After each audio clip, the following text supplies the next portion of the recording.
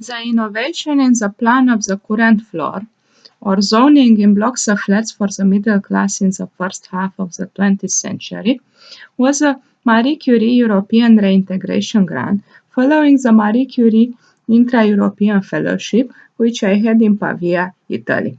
The grant started just half a year after finishing the initial fellowship and lasted 3 years. It had several innovations, which we will see in course of this video. One of them was that it took place at a private non-profit institution, the Foundation Ergo Romanozi, which was offering courses for adults. This innovation was later taken over in the current Marie Sklodowska Curie Actions under the Society and Enterprise panel.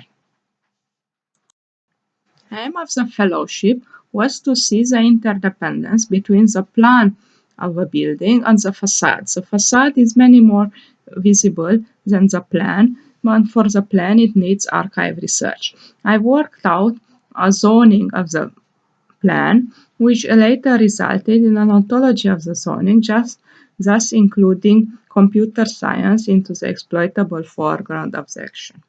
Another innovation currently taken over in the Marie Sklodowska Curie Action is the fact that during the fellowship it existed a secondment. Secondment was carried out at the Canadian Centre of Architecture and co-funded by them through a support grant. It took place in the last year and lasted 1 month. The Canadian Centre of Architecture is a private museum and research center, and thus it prepared me for the later postdoc fellowship, which I had also at a cultural institution.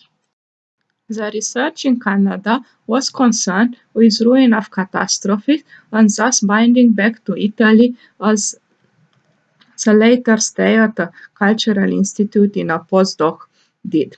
Namely, both grants, the Marie Curie Intra-European Fellowship and the Reintegration Grant, resulted in a doctorate, which I didn't manage to finish before in Germany, on the interdependence between interwar housing in Romania and Italy. And I remained employed on a permanent position at the institution where I finished the doctorate. In Canada, also I got acquainted with the work of the most renowned Romanian architect abroad, Dan Hanganu. In the subsequent postdoc in Rome, I had the chance also to re-meet my former advisor in the Canadian Centre of Architecture in Montreal.